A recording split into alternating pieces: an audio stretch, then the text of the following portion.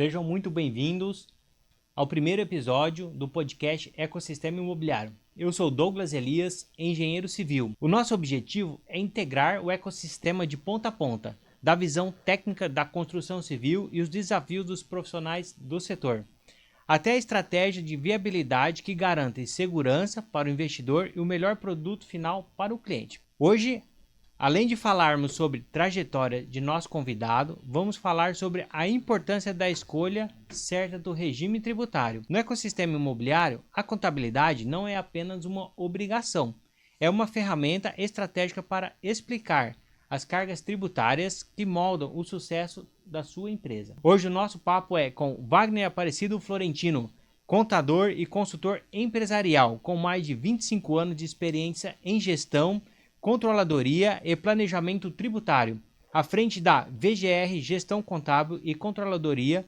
com atuação nos estados de Mato Grosso do Sul, Mato Grosso e São Paulo. Wagner auxilia empresas dos mais diversos segmentos, inclusive construção civil e incorporação imobiliária, na organização financeira, redução dos riscos e crescimento sustentável. Seja muito bem-vindo, Wagner Florentino. Obrigado, Douglas. Obrigado pelo convite. Obrigado a todos que nos assistem. Para a gente começar, eu queria voltar um pouco ao tempo, antes mesmo do sucesso de grandes clientes. Quem era Wagner quando criança? Conta pra gente de onde você veio, quais eram os seus sonhos de infância e como foi o caminho que te trouxe do início da carreira até o momento que você se encontra hoje. Bom, legal, hein? Vamos lá, reviver, né? O Douglas, eu venho da zona rural, né? Do município vizinho aqui de Fátima do Sul, a linha do Potreirito, né? Eu nasci na linha do Barreirão, com 1 ano de idade a gente já mudou lá pro Potreirito e ali foi minha infância, né?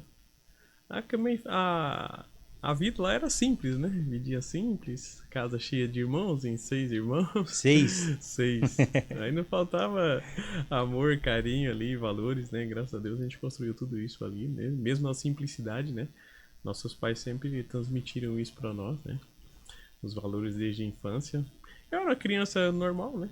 Gostava de brincar, fazia meus próprios carrinhos com um pedaço de madeira, resto de madeira, resto de... Lata de óleo. Chinela havaiana. Então eu fazia meus Somos próprios da mesma carrinhos. época. Somos, é. Então, cara, a gente se divertia. Brincava bastante, gostava muito de brincar.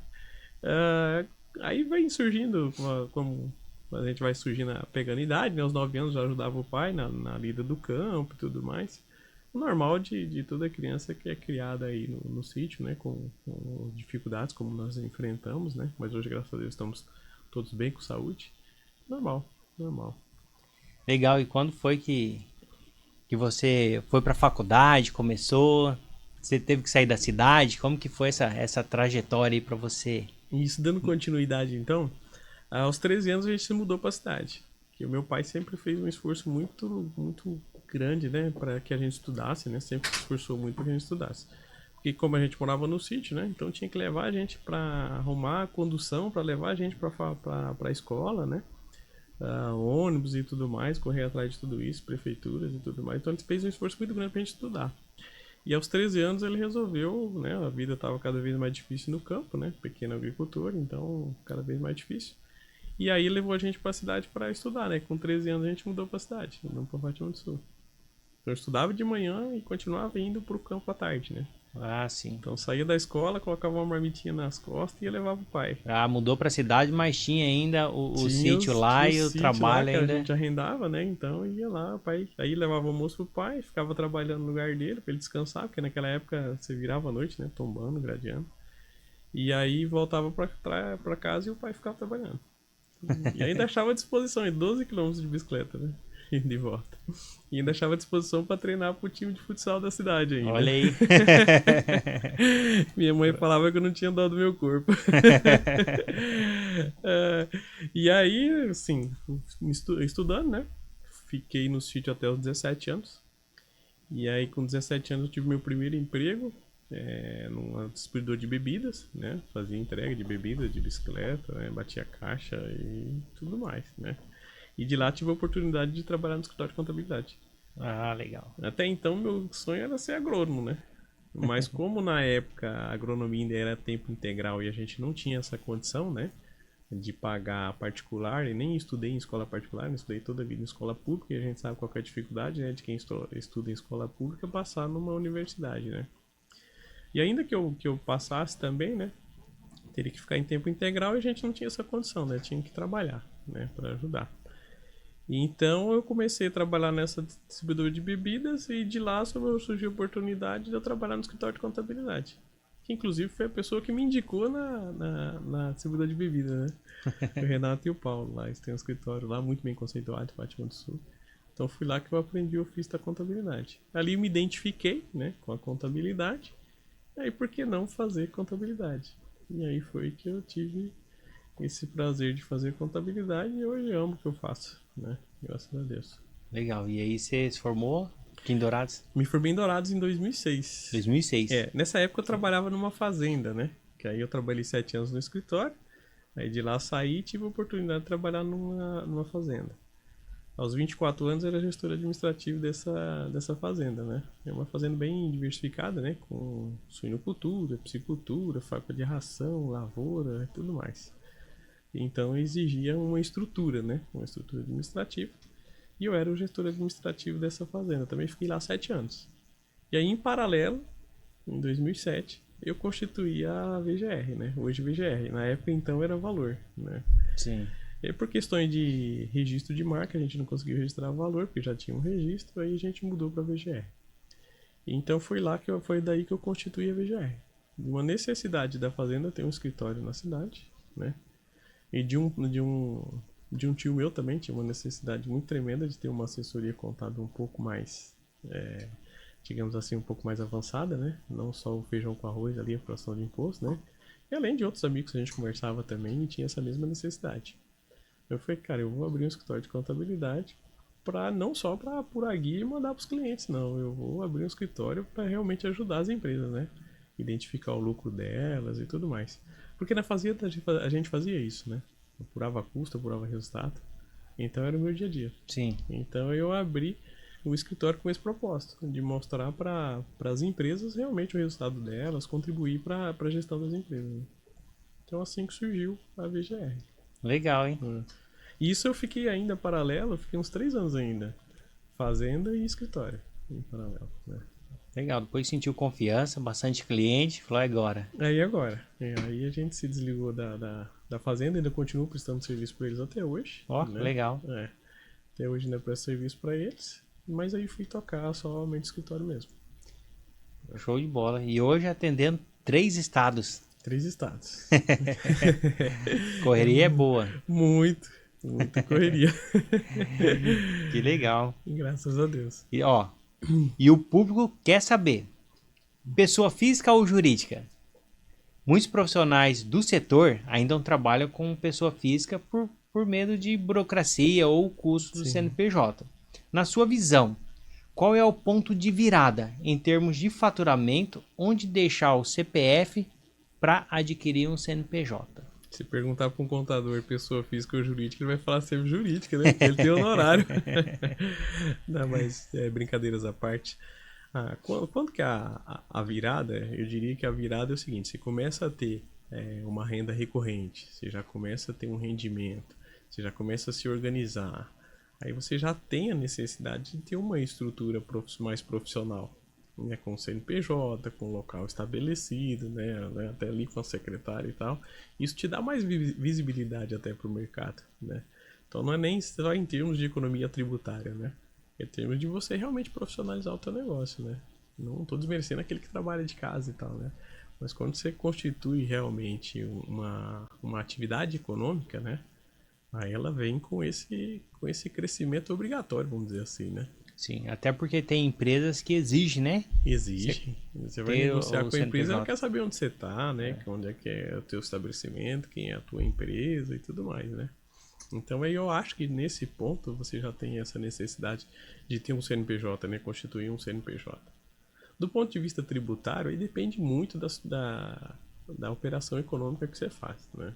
Então, mas assim, qualquer rendimento hoje, se a gente for analisar a Receita Federal, a pessoa física, né? Qualquer rendimento aí que passa de R$8.000, você já está praticamente pagando 27,5%. Sim. Entendeu? Que já é uma carga tributária muito alta. né? Tem atividades que você enquadra no Simples Nacional pagando 6%. Entendeu? Então já é muito mais vantajoso um CNPJ do que uma pessoa física, né? Porque Entendeu? passou aí de R$ 8.000. Passou de R$ 8.000 aí, você já tem que avaliar o quanto você está pagando imposto de renda pessoa física, né? E o quanto você pagaria numa pessoa jurídica. Sim. Entendeu? E hoje ainda falando, só para mais um dado ainda, né? Você ainda tem a figura do MEI, né? O MEI com 7 mil até R$ 7.000, você paga aquela taxinha, acho que se eu falha a memória hoje, já está em R$ 62, R$ 69. A taxinha do MEI, né? Tá. O MEI é para quando é o individual, no caso, né? Isso, Você não perde microempreendedor individual. Isso. Exatamente. É. Não pode ter funcionário. Qual que é o limite hoje do faturamento? Como que? E até 81 mil ano, né? 81 ele pode por ter ano. um funcionário, ele pode ter até um funcionário, Até né? um funcionário. Com um salário da categoria, né? Ele pode ter ainda um ajudante. Sim. Isso acontece muito na construção civil, o eletricista, o pintor. Isso. Geralmente esses caras é tudo Tem, bem, né? tem, tudo tem. bem. Trabalhei ele mais um ajudantezinho ali, então é tudo bem. Tem várias empresas aí que para você prestar serviço você precisa ter o CNPJ. Isso. O seu funcionário você precisa registrar. Que faz a tal da integração, né? Faz todo aquele processo, tem que estar com o IPI, tem que estar tudo certinho, né? Para poder trabalhar. Então a virada de chave é isso, Douglas. É você ter essa recorrência, você ter essas oportunidades de abraçar o mercado, né? E aí é onde você tem que se profissionalizar e constituir um CNPJ. Sim. E ir pra luta, né? É que não pensar em ter um salário, né? Pensar em ter um faturamento, né? Exatamente. Para você poder crescer. Então, Isso. a partir do CNPJ, você consegue aumentar seu faturamento. Ter, igual você falou, mais visibilidade, né? Com certeza, mais visibilidade, mais profissionalismo, né? Até para você acessar algumas linhas de crédito também, isso também facilita bastante, né? Sim. Os juros mais baratos do que na pessoa física. Então, tudo isso contribui. Legal.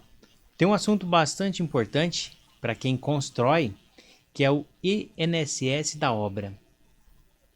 Como economizar e qual procedimento até a emissão do boleto? Porque, para quem não sabe, o INSS ele é um imposto que paga no final da obra. Depois que você tirou o ABITS, então é um imposto sobre o serviço. Então tem algumas maneiras que você pode economizar nesse INSS. Pode falar um pouco para a gente sobre esse imposto? Douglas, isso aí já começa no planejamento da obra. Tá? Eu falo que assim, o INSS você tem que se preocupar com ele desde o início, né? Porque se você não planejar ele desde o início, se deixar para o final, aí é dor de cabeça, né? Aí você vai por aquela apuração lá da Receita Federal, né? Por estimativa, cara, o imposto vai lá em cima. Então por que eu falo que tem que ser desde o início? Desde o início por quê? Tem várias maneiras de você deduzir essa base de cálculo desse INSS, né? Por exemplo, a contratação de empresas que registram seus funcionários, né? Você vai vincular ela no teu CNO ali. Então, por mais que não esteja registrado na tua empresa, mas está registrado na empresa dele, vai contar para você. Cadastrou na CNO, esse imposto já vai contar, vai contabilizar ali para ti como já imposto recolhido, como obrigação cumprida, entendeu? Então, estruturar bem seus contratos de prestação de serviço, né? O que você vai aplicar na obra, né? E no caso, se o profissional que eu contratei, exemplo, eu contratei um pintor, ele é MEI. Não tem problema, se você tem um contrato com ele, ele é o MEI, porque ele já tem um recolhimento previdenciário. Isso, e eu consigo abater alguma coisa contratando esse colaborador? Consegue abater, desde que isso bem estruturado, com um contrato, né? Ele tem que comprovar que ele tem registrado o funcionário dele, que ele mesmo está pagando a contribuição previdenciária dele pelo MEI, todas essas comprovações, tá? Porque isso aí a Receita Federal já consegue constatar e já vê que houve cumprimento da mão de obra, né? Outro detalhe que você tem que tomar muito cuidado é que muita gente, para facilitar, muitos contadores para facilitar até, eles fazem lá por aquela aferição na Receita Federal, né? Isso. Eu sempre aconselho você ir pela mão de obra real sua, né? Só que para isso você tem que ter uma contabilidade regular dessa obra, para comprovar que realmente tudo que você gastou nela está ali comprovado e que a mão de obra que você utilizou é só aquela que está ali declarada, entendeu? Não teve nenhuma, digamos assim, nenhuma omissão de declaração de folha ali, tá? Então tem que comprovar. Ó, eu fechei minha obra com esse custo aqui e o de mão de obra foi esse, entendeu? E tá aqui os comprovantes de recolhimento, tá? Tá. olha a importância de contratar alguém com CNPJ ou você passar a sua obra por empreita para uma construtora, por exemplo. A construtora coloca funcionário registrado e todos os impostos INSS do funcionário é abatido no INSS da obra. Já no INSS. Se você pegar uma obra aí de vamos por uns 180 metros quadrados mais ou menos, o INSS da obra vai ser algo aí, chutando aí 13 mil, 14 mil reais, mais ou menos, né? Então, se você tem colaboradores registrados, ou você mesmo registrou, ou contratou uma empresa para executar, e pode associar isso ao CNO da obra, né? Pode associar ao CNO da obra que já está abatendo desse imposto devido lá na frente, né? Uma coisa também que deduz é nota fiscal de concreto usinado. Exatamente. Isso aí também você consegue reduzir. Pré-moldado e concreto usinado, por quê? Porque isso reduz mão de obra. Sim. Então a Receita Federal, isso aí automaticamente a Receita Federal. A mão de obra que teve lá para fazer o concreto ou pré-moldado. Já teve o recolhimento previdenciário. Isso. Então, se você apresenta, você consegue diluir, né? Também deduz dessa base de cálculo da INSS da obra. Legal. Tem mais alguma informação desse imposto? Para tirar o boleto, como que funciona? Ó, terminou a obra, saiu a BITS. Qual que é o passo para o cliente, o cliente que ele mesmo fez a obra dele, precisa recolher esse imposto? Qual que é o passo para ele? Aí ele tem que fazer um processo junto à Receita Federal, né? Lá tem o campo próprio, que hoje chama ARO, antigamente você fazia aferição, né? Hoje é o ARO. E aí lá você tem a opção de fazer ou pela contabilidade regular, ou por aferição. Por aferição, como eu falei, né? Aí a Receita Federal vai estimar o que você teve de gasto com mão de obra, entendeu? E aí, em cima desse percentual que ela já tem lá, ela aplica a alíquota do INSS e te cobra, né? Sim. E você tem a opção também de fazer pela contabilidade regular, que é aquilo que eu te falei, que é aí onde você tem a oportunidade de economizar.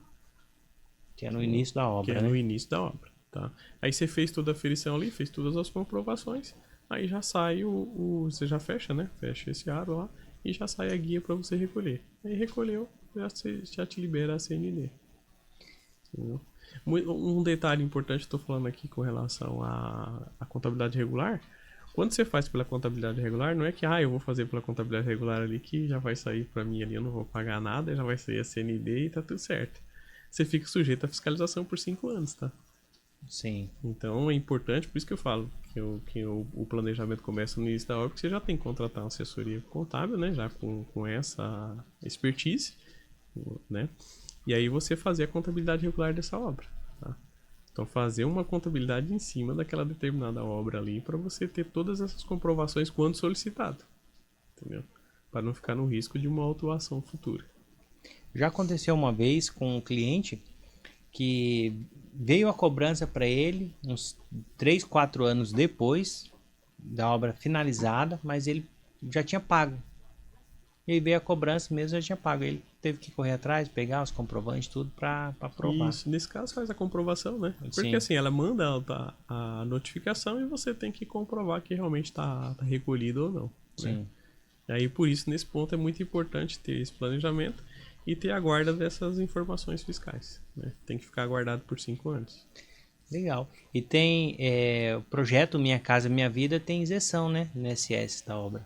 E também do ISSQN, né? Sim, também tem essas isenções. Só tem que solicitar o ISSQN, é o imposto que você recolhe ele no início da obra. Assim que o projeto é aprovado, é emitido esse imposto, você paga. No caso do Minha Casa Minha Vida, você pode levar na Central do Cidadão e solicitar a baixa isenção. Isso mesmo. Isso é possível, tá? Para alguns empreendimentos maiores também tem a questão do RET, aí tem várias outras alternativas aí de economia tributária, né? Legal. Tem várias outras possibilidades.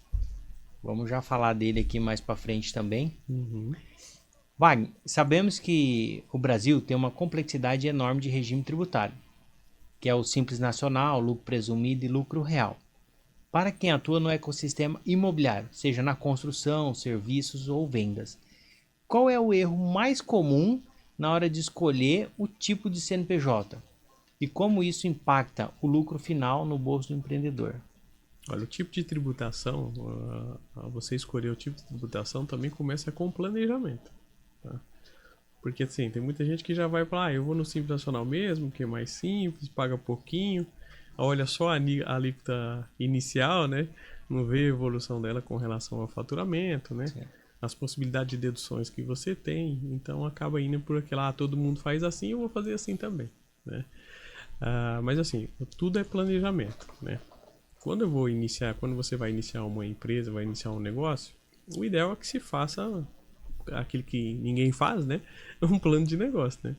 Aí você saber o que você vai ter de faturamento, quais serão as despesas envolvidas para você obter aquele faturamento, qual a margem que você deseja ter, né, no teu negócio, a margem líquida, que isso influencia muito, tá? Então tudo isso tem que ser planejado para você definir não só o quanto você vai ganhar, né, mas como você vai trabalhar a sua tributação. Tá? E eu costumo dizer o seguinte, que a tributação, Douglas, ela é muito personalíssima, sabe? Você tem ali empresas do mesmo segmento, né? Vamos dizer assim, só da construção civil. Todas as empresas da construção civil. Mas cada um administra seus custos e despesas de uma forma. Então não dá para eu dizer, não, o melhor é o lucro presumido. Tá, mas e aí se você tem uma margem de lucro abaixo dos 8%? Aí já não compensa o lucro presumido. Mas já compensa você estar no lucro real. Entendeu? Que não depende somente do faturamento, mas não sim do depende seu só lucro, do né? faturamento, né? Você... se a minha construção civil eu só presto serviço e não forneço mão de obra. Aí é pior ainda, porque aí a minha base de cálculo é 32%, não é mais 8%. Entendeu? E para quem vai começar, e não só também na construção civil, né? Mas vai começar a empresa, você sempre auxilia em fazer o Simples Nacional? Quando a pessoa não tem assim uma noção do faturamento. Não, estou começando agora, eu não sei qual vai ser a evolução, não sei certo qual vai ser meu faturamento. Quando o empreendedor está meio perdido em relação ao faturamento. Uhum. Aí depende do ramo que ele vai desenvolver. Do ramo também. Depende do ramo. Porque vamos lá, incorporação. Incorporação ela já não enquadra no Simples Nacional. Sim. Aí você fala, mas não é melhor no lucro real? Aí depende da margem que você vai ter. Né? Se eu tenho uma margem acima de 8% na incorporação, já não compensa. Compensa eu ficar no lucro presumido. Que mesmo se eu tiver 25% de lucro ali, eu vou ser tributado em cima de 8% do meu lucro. Porque é presumido, o governo já presume que eu vou ter só 8% de lucro. Entendeu? Sim. Então depende muito do ramo. Mas eu vou estar na construção civil, faturamentozinho baixo e tal. Talvez compense você ficar no Simples Nacional. O que eu não gosto do Simples Nacional é que assim, ó, você tendo resultado ou não, você está pagando imposto. Sim. Vamos pegar uma empresa que está começando. Meu custo fixo está alto, né? Eu estou começando, estou sem faturamento. O pouquinho que eu faturo, mesmo que eu estiver com prejuízo, eu vou pagar imposto. Se eu estiver no lucro real, aí eu não estou pagando imposto porque eu estou trabalhando com prejuízo. Entendeu? Mas se a gente analisar assim, vamos supor, o arquiteto, o engenheiro, ele formou agora e vai iniciar a empresa. Ele está começando no mercado agora, então o faturamento dele, na maioria das vezes, é baixo, né? Uhum. O que você sugere para esse público? O Você arquiteto, o engenheiro, o que está montando a construtora ou seu escritório para vender projeto? Sim, aí você tocou num ponto até interessante, porque é o seguinte. O engenheiro, o arquiteto, eles podem até iniciar no Simples Nacional. Mas se eles não tiverem uma folha de 28%, que é o fator R que chama, a alíquota dele já começa lá com 15%, entendeu? Então já está muito próximo do lucro presumido. Então qualquer faturamento que você tem, você já ultrapassa o lucro presumido, desde que você não tenha folha. Então tem que tomar muito cuidado com a opção do Simples Nacional para quem é profissional liberal. É a profissão regulamentada, né? E toda profissão regulamentada, ela está sujeita ao anexo 5 do Simples Nacional, que é a tabela mais cara que tem no Simples Nacional. A mais barata para prestação de serviço é o anexo 3. Mas aí para isso eu tenho que ter uma folha de pagamento de 28%. Entendeu? O que a gente geralmente... Tá. A folha de pagamento tem que superar 28% do faturamento. Do faturamento. Senão você vai na tabela mais cara, no anexo 5.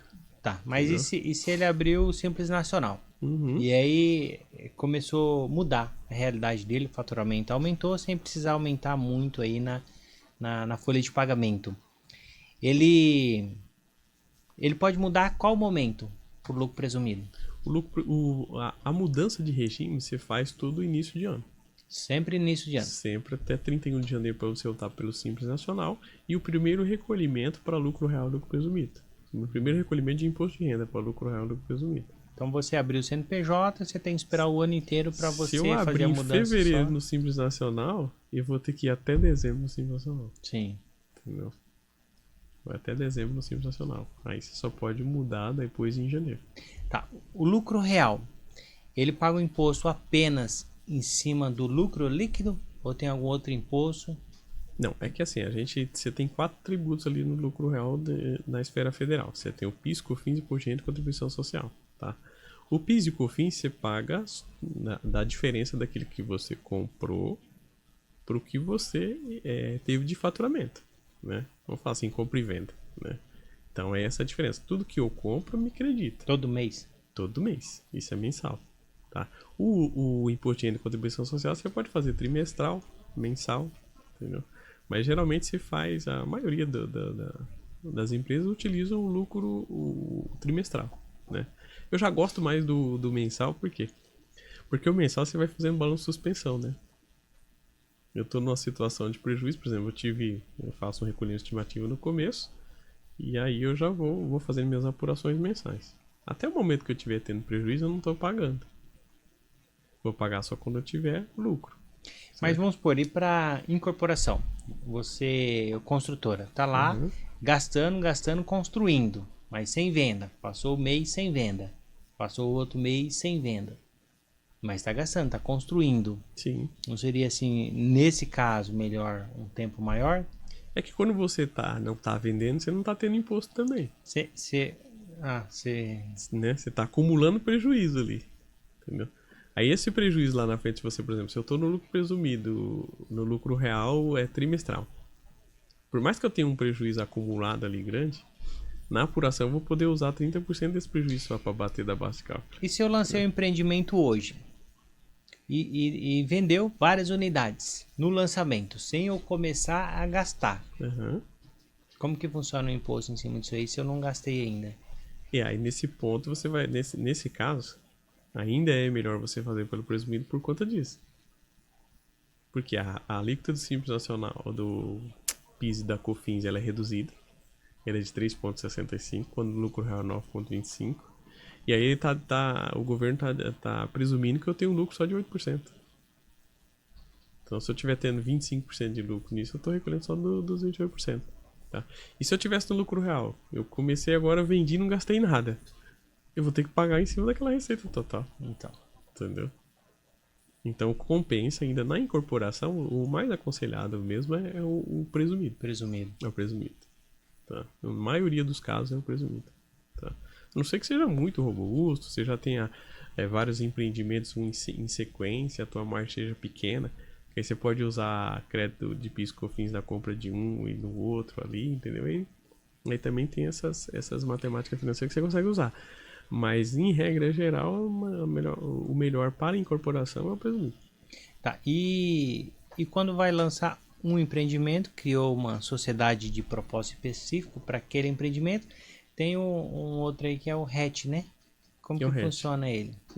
Por que a gente geralmente utiliza a figura da sociedade de propósito específico? Porque eu posso ter minha construtora, minha incorporadora num regime tributário. E aquele diferente do que eu vou ter aqui nesse empreendimento, entendeu?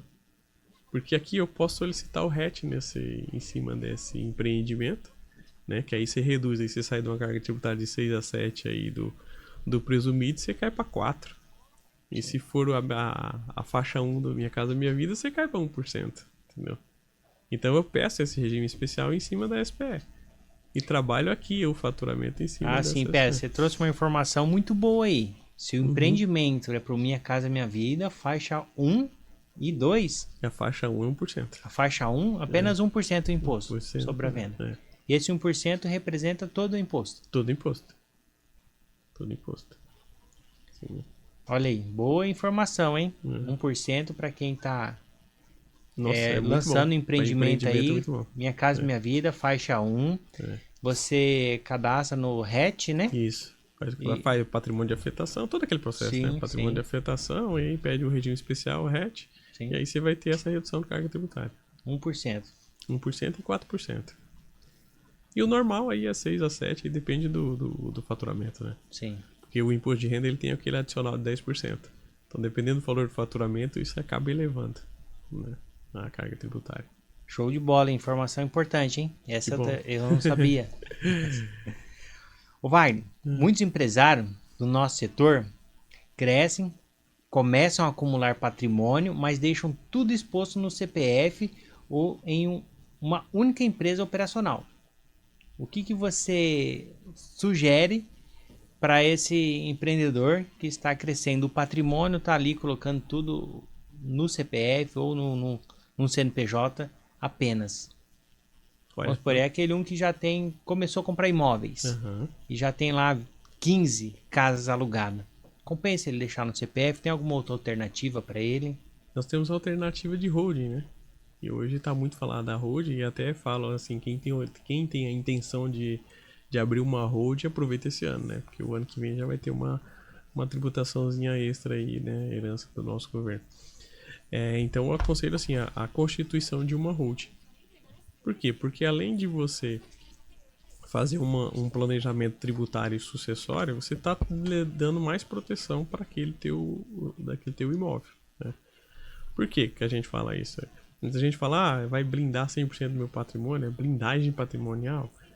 Não é bem uma blindagem, né? Porque blindagem é aquilo que não passa nada, né? Sim. E a gente sabe que ainda pode ser alcançado o patrimônio, né? Mas você cria barreiras, você cria dificuldades para que se chegue naquele patrimônio, tá? Isso a gente está falando aqui de um caso aí que você tem que fazer uma indenização, né? Alguma coisa nesse sentido. Por quê? Porque o empresário, eu constituí patrimônio, né? Ganhei dinheiro na empresa, fui lá e comprei imóvel. Aí fui e coloquei na minha pessoa física. Ah, tá separado da jurídica, tá tudo certo. Aconteceu alguma coisa com a jurídica ali, tá tudo certo. Não. Não tá por quê? Porque essa personalidade jurídica ela pode ser desconstituída, dependendo do caso. Isso acontece muito fácil com ação trabalhista. Isso que eu ia falar. Principalmente, o trabalhador sofreu um acidente na obra. E aí entrou com um processo contra a empresa, a construtora. E conseguiu, ganhou um dinheiro alto, que é Sim. uma boa parte do patrimônio do proprietário. Como que ele protege isso? Aí, o que geralmente os advogados já fazem, né, trabalhista? Já pede a personificação da personalidade jurídica já para justamente acessar o patrimônio da pessoa, do Pessoa sócio. física. Pessoa física sócio. Entendeu? E quando você tem uma holding constituída, isso aí já dificulta um pouco mais, né? Porque nós não estamos falando aí de uma pessoa física, nós estamos falando de uma pessoa jurídica. Nós não estamos falando mais de imóveis, nós estamos falando de ações. Sim. Porque você transforma imóveis em ações. Entendeu? Isso favorece numa futura sucessão também, né? Numa futura sucessão também. Porque aí você não tem inventário, né? Você tem alteração contratual. Sim. Entendeu? Você já deixa isso tudo previsto num termo de acordo de acionistas ali, num planejamento sucessório, né? É mais a área jurídica, que nós estamos entrando um pouco na área jurídica, né? Mas o pouco que a gente já participou aí de holds aí em constituições acompanhado por advogados, a gente pode dar um pouco de pitaco aqui, né? Porque é área jurídica, mas faz total sentido. Faz. Porque nós estamos falando de imóveis, e aí vamos supor, se eu tenho aí 10 imóveis no meu nome, eu venho a falecer, aí herdeiro, tem que gastar com advogado, tem que gastar com transferência de tudo isso. Tudo isso. Se tá tudo em um CNPJ só, é só o CNPJ. A gente faz uma alteração contratual. Você não tem né? todo aquele gasto com ITBI, com cartório para fazer uma transferência, né? Eu falo assim que é a esfera jurídica, né? Mas na verdade é um trabalho conjunto, né? Contador e advogado. Para você fazer uma estruturação de holding, né? É que assim, tem muita matéria, por exemplo, tem matéria de direito de família, que é o caso da sucessão, Sim. né? Que aí já é um pouco mais expertise do advogado. Aí tem matéria tributária também, que advogados tributaristas, então, assim como contador também tem essa expertise, né? Então tem várias coisas que você tem que trabalhar. Quando eu tenho também empresas, aí eu também tenho um direito societário, né? Para não configurar ali, não misturar com o patrimônio pessoa da holding, né? Sim. Patrimônio da operacional com a da holding. Então é tudo uma estrutura aí, uma engenharia, né? Vamos falar assim da linguagem dos engenheiros. É toda uma engenharia tributária que você tem que constituir para dar essa segurança jurídica que todo mundo espera de uma holding, né? Mas assim, voltando lá na tua pergunta, respondendo, a holding é só para quem tem grandes patrimônios? Não. E o custo dela? assim, mensal em relação ao CNPJ comum? É um CNPJ normal, né? Então, É você o vai mesmo custo de mensalidade, por mesmo exemplo? custo de mensalidade ali para comprar contabilidade. Aí depende muito do que você vai movimentar nela, né? Do que se você vai ter só ali se você vai ter rendimento de aluguel ou não nela, se você vai ter alguma movimentação muito grande de funcionários, se você vai ter funcionário ali só para administrar ela, e depende muito do que você vai ter de movimento nela. Sim. Mas em regra geral é um CNPJ normal, não tem muito movimento, é mais a movimentação financeira, então é uma contabilidade financeira. Legal. Como você não vai ter movimentação, você não vai tirar nota fiscal, você não vai pagar imposto. Essa empresa vai receber dividendos de outras empresas que a pessoa tem, né? Eu tenho lá uma sociedade de propósito específico, deu lucro, vai dividir o lucro, vem para a holding, e aí ali você não tem impostos, né? Você já pagou lá o 1% ou 4% dentro da estrutura da sociedade de propósito específico e transferiu sem impostos. Agora, essa transferência de resultado, de lucro, né? Isso. A distribuição de lucros, ela é isenta. Para a pessoa jurídica, ela ainda não é tributada. Houve aquela taxação agora, né, de 10%, mas isso é da pessoa jurídica saindo para a pessoa física. Sim. Aí tem os 10% do que passar de 50 mil. Para pessoa jurídica ainda não tem os 10%. Ainda é isento hoje, totalmente isento. Olha, Então você pode sim fazer, desculpa, te cortei, mas sim, você pode sim fazer essa distribuição de lucro para a hold e a hold fazer investimentos em outros, adquirir outros imóveis, fazer empreendimentos e tudo mais. O que pode ser uma receita para a hold? A hold ela é uma administradora de bens também, essa hold patrimonial é uma administradora de bens. Eu posso ter comprado imóvel e alugar ele. Então tem uma receita de aluguel nela. Sim. Entendeu? Então você vai ter uma receita de aluguel ali que tem que ser tributada. Vamos agora para um momento mais dinâmico. Eu preparei aqui, Wagner, 5 perguntas rápidas para conhecer seu mindset, a sua mentalidade. Vamos lá. É o que vier na cabeça, sem filtro, né? Um livro ou uma referência que fez sentido na sua profissão ou na sua vida? Cara, a Bíblia. A Bíblia. A Bíblia. Show de bola. Princípio de liderança, de propósito, de tudo, fé, tudo. Legal. A Bíblia. Legal. O maior desafio que você já enfrentou na profissão? Foi sair totalmente do operacional para você somente trabalhar na gestão da empresa, dentro da própria empresa. Esse aí é importante, o que acontece com muita gente, né? Muita gente. O operacional, ele te limita. Limita. Você não consegue avançar com muitos clientes. Você fica ali atendendo aqueles ali e você não tem tempo para avançar. E também você ocupa tudo seu. Eu falo que esse é o maior desafio mesmo. É, né? É o maior desafio, porque você fica naquela pega ali, mas se eu soltar, será que vai se fazer certo? Será que o não vai? medo, isso. É aquele medo, então, te limita, como você falou, acaba te limitando, mas chega uma hora que você tem que soltar mesmo, tem que romper essa barreira e ir pra... Legal, essa aí é a importância de deixar definido os processos e os procedimentos, né? Exato. Você organiza a empresa, aí o funcionário vai fazer do seu jeito, do jeito que você escreveu para fazer, né? Sim. Legal. Exatamente. Uma habilidade indispensável para o empreendedor hoje? De adaptação. Adaptação ao mercado. Tem que estar sempre se adaptando. Empreender flexibilidade. No Brasil, você tem que ser bem flexível. São muitos desafios. Então, cada mudança de governo a gente vê, cada mudança de tributação, você tem que se adaptar. Você sempre estudando, né? Sempre estudando. Então, adaptação, sempre. Legal. E o que não falta na sua rotina? Um momento com Deus e planejamento. Isso não pode faltar. Legal. E sucesso para você? Sucesso para mim seria eu conseguir equilibrar família, minha fé, né? Minha religião, meus propósitos e resultado. Isso, quando conseguir esse equilíbrio...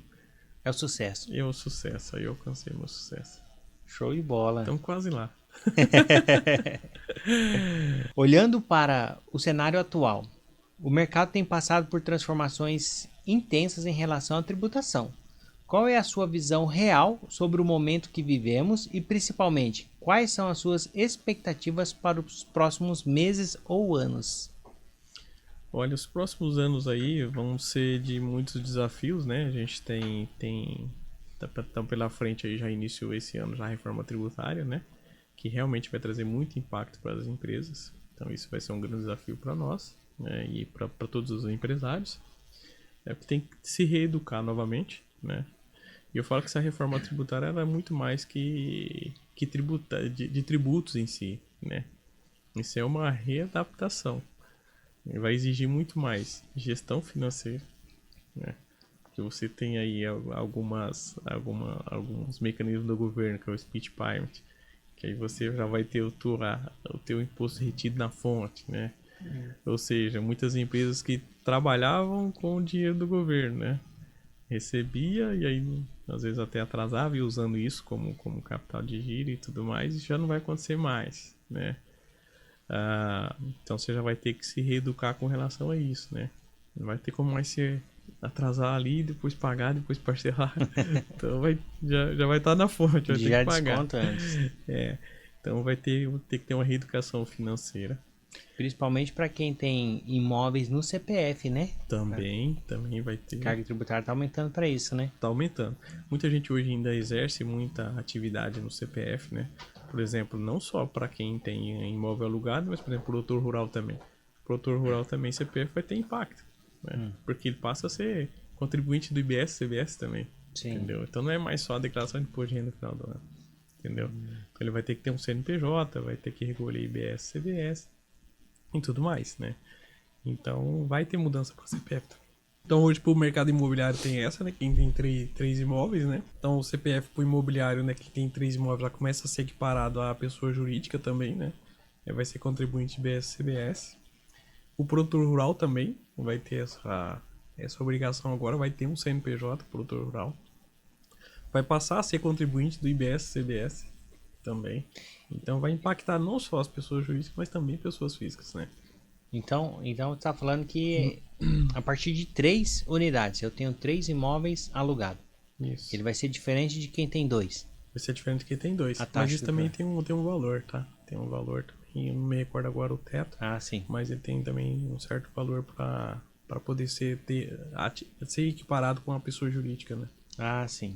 Mas, cara, aluguel hoje em dia também é uma coisa que realmente aqui também ainda compensa você já pensar em mudar para uma hold patrimonial, né? Para você continuar administradora de bens e recolher pela pessoa jurídica, né? Então, vale muito a pena. Quem tá conquistando patrimônio aí, imóveis, colocando no CPF, com certeza, né? Vale a pena. Com certeza vale a pena. Porque vai perder uma boa fatia. Vai perder uma boa fatia. Na hora que for passar para os herdeiros, né? E falando ainda da questão dessa visão, né, de mercado, eu acho assim, muitas empresas vão ser impactadas, vão ter uma carga tributária maior. Aí onde existe também uma reestruturação de precificação e tudo mais, né? Vai exigir uma organização, tá, de quem eu vou comprar, para quem eu vou vender, onde está meu fornecedor, a logística também vai mandar muito, né? E quando você tem uma equiparação a nível nacional, né, questão de tributações, aí já não é mais aquele estado que tem uma alíquota menor, né? Aí você tem que ver onde é que está localizada a mercadoria onde você vai adquirir, onde você vai ter mais vantagem de frete, entendeu? Que frete hoje, com essa guerra que nós estamos vivendo aí, tá um absurdo o combustível, né? É verdade. Então mais que dobrou o custo com frete aí eu tenho visto nas empresas. Então são esses impactos que a gente vai enfrentar aí para 2026, ainda esse ano 2026, 2027, né? Que vai exigir ainda mais planejamento. Planejamento e uma boa gestão, Douglas. Para todos os negócios. Boa gestão, planejamento, porque agora com o governo batendo em cima da fiscalização, transferência de PIX, precisa estar organizado, porque uma futura multa ou imposto em cima do que você não conseguir provar pode atrapalhar em vários anos o seu crescimento, né? Com certeza. E para nós da contabilidade, né? A contabilidade vai ter que deixar esse papel como a maioria só de apuração de impostos, né? E vai ter que exercer um papel realmente estratégico, né? De mostrar para as empresas, esse vai ser o grande desafio da contabilidade. Justamente. Auxiliar como tem que ser feito, né? Porque vai ter que ter uma boa gestão, como eu falei, uma boa gestão financeira, uma precificação correta, né? Isso. Vai ter que ter esse planejamento dos créditos, né? É. Do IBS, o que vai gerar crédito, o que não vai, qual fornecedor que eu posso comprar, qual que não vai me gerar crédito. Justamente. E não adianta querer sonegar imposto para vender mais barato. Você tem que organizar. Cobrou imposto? Na realidade, quem paga o imposto é o consumidor final. Sim, Se você tem que pagar 50% de imposto, você põe no custo, quem paga é o consumidor. É o consumidor. Exatamente. Isso acaba refletindo no nosso bolso, né? Que é onde sempre aperta é o nosso bolso, né? É porque o empresário sempre reclama, né? Tá, aumentou encargos, aumentou. Aumentou, só que o empresário ele repassa isso. Repassa. Quem sofre é o consumidor final, né? E a gente, como contabilidade, a gente tem que ter. Aí eu já falo, né, não é nem uma questão empresarial, mas é uma questão social, né? A gente, como empresário, tem que ter essa habilidade de fazer esse planejamento correto com os empresários. Por quê? Porque a gente sabe que lá isso vai refletir justamente no consumidor final. Sim.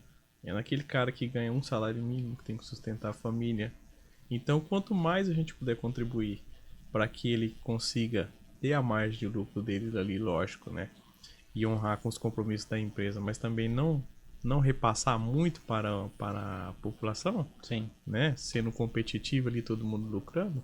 Cara, a gente já tá também cumprindo um papel social aí para a população, né? Legal. Bom pensamento, né? É isso aí. Que mais aí que a gente pode passar de informação para o nosso público? Olha, Douglas, uma mensagem que eu sempre gosto de deixar é que assim, a gente não conquista nada só, né? Então, às vezes o cara fala o sucesso do Wagner, mas não é o sucesso do Wagner, né? É das pessoas que caminharam comigo até aqui, é da equipe, principalmente minha esposa, né? Começou isso junto comigo. Aí tem meu sócio, Juliano, o João. Então, é tudo tudo trabalho conjunto, né? É tudo uma dedicação Não, pra mútua, atender, né? Num propósito único, né? Para atender 3 estados tem que ter um time bom. Graças a Deus a gente tem uma equipe boa, viu? Legal. Nossa equipe hoje a gente pode dizer que tem uma boa equipe, sim.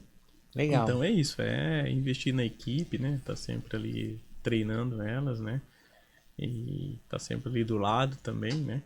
E acompanhando, porque todo mundo tem os dias bons e os dias ruins, né? Sim, sim. Então a gente tem que fazer essa leitura, tem que saber agradar nos dias ruins, né? Cobrar naqueles dias que tem que cobrar, sempre com muita educação, com muita humildade. Formar uma boa equipe, né? Formar uma boa equipe que aí o sucesso vem. Legal, show de bola. Ô Wagner, para quem está nos ouvindo e quer seguir passos parecidos com os seus, ou simplesmente precisa de um norte, que mensagem você deixaria para esse nosso público? Boa pergunta. Cara, Porque acima de tudo... termina ali o terceirão, Uhum. eu lembro perfeitamente, cara. Termina o terceirão e agora? O que eu vou fazer? O que eu vou fazer? Com a sua experiência aí, o que você fala para esse jovem que está com a vontade de fazer contabilidade ou que está finalizando aí o curso, precisa entrar no mercado de trabalho? Cara, que mensagem você... Primeiro de tudo, eu falo assim, né? Isso vem acima de tudo. É muita humildade, né? Tem que fazer tudo sempre com muita humildade, respeitando as pessoas, né? Preservando seus valores, né? Porque o que a gente aprende dentro de casa, os valores que os pais da gente transmitem pra gente, a gente tem que levar pra vida toda, né? Tá sempre perto sempre buscando também a Jesus, né? Sempre tá no teu tempo ali com Deus, né? Que ele que nos guia, ele que nos traz as oportunidades, então isso não pode faltar, como eu disse já, né? E não ter medo. Não ter medo, Douglas. Às vezes o cara tá ali num momento, será que eu faço? Será que eu não faço? O momento agora não tá bom, não vou fazer. Cara, não tem momento bom. Né? O que faz dar certo é o movimento. Justamente, é o movimento, é o movimento, né? é você fazer. Se você estiver parado, se você não aparecer, não vai. Então não tem momento assim. Eu sempre fui muito. Eu posso dizer até que eu fui arrojado, assim, né? Porque assim, eu sempre pensava em fazer, cara, eu vou fazer. Só que eu não entrava pra fazer de qualquer jeito, pra ver se ia dar certo, né? Eu entrava pra fazer dar certo. Fazer e dar certo. Nem sempre. Fazer até dar certo. Até dar certo, né? Você tem que entrar pra fazer dar certo, Sim. não pra ver se vai dar certo, Sim. né? Então, assim, tem que ter essa confiança, tem que acreditar, tem que ter fé e muito trabalho. Não se consegue nada fácil, né? É muito trabalho, entendeu? Muito trabalho mesmo. E é isso. Legal. Ô Wagner, nós escolhemos você pelo fato de a gente conhecer o seu trabalho, o seu profissionalismo, por você ser esse cara alegre, que transmite alegria pra gente aí. O Wagner, eu conheci ele foi meu primeiro cliente. Verdade. Eu conheci ele num treinamento, né, da Foi. Del Carne, vi a pessoa que ele era, o trabalho que ele fazia. E aí eu fui lá para ver sobre o meu CNPJ, qual que era o regime tributário que eu entraria, né? E aí nesse momento, network. Fechamos uma obra, né? Foi meu primeiro cliente, abrimos o CNPJ e começamos aí. Uma casa muito boa no Parque Alvorada, né? Exatamente. E agradeço aí Trabalho pela oportunidade que começamos junto aí. Foi um início muito bom. Posso atestar. Então, foi o primeiro para os dois, né? Foi legal. Gostamos bastante do trabalho até hoje. Gosto bastante da equipe dele, do trabalho que eles realizam. Eu tenho uma mensagem aqui que tem até tudo a ver com o que você acabou de falar aí, ó.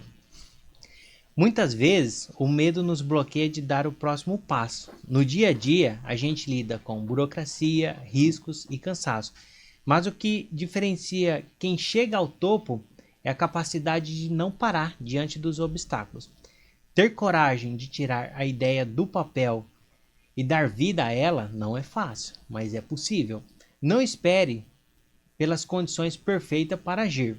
O que você pode construir hoje com os recursos que tem agora é o que garante o seu próximo nível. Acredite na sua visão e execute com excelência. Muito bom.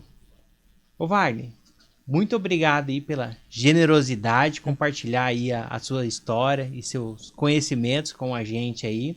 Foi um privilégio ter essa conversa com você.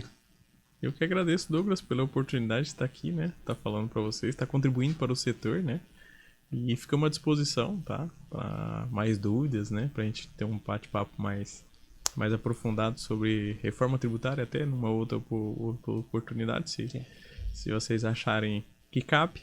Ficamos sempre à disposição aí. Gosto muito de trabalhar com esse segmento. Né? Tenho legal, eu tenho certeza que tirou dúvida de muitas pessoas, né? Tomara. Que trabalham com CPF, que querem avançar para o CNPJ, né? Sim. Que não sabem ainda o regime tributário que pode entrar, qual que é o momento ideal para sair do CPF para o CNPJ, né? Mas bacana, muito legal esse nosso bate-papo. Show de bola. Para você que nos acompanha, obrigado pela audiência. Não esquece de seguir o podcast nas redes sociais e aguardem o próximo episódio. Muito obrigado. Valeu, galera. Até a próxima.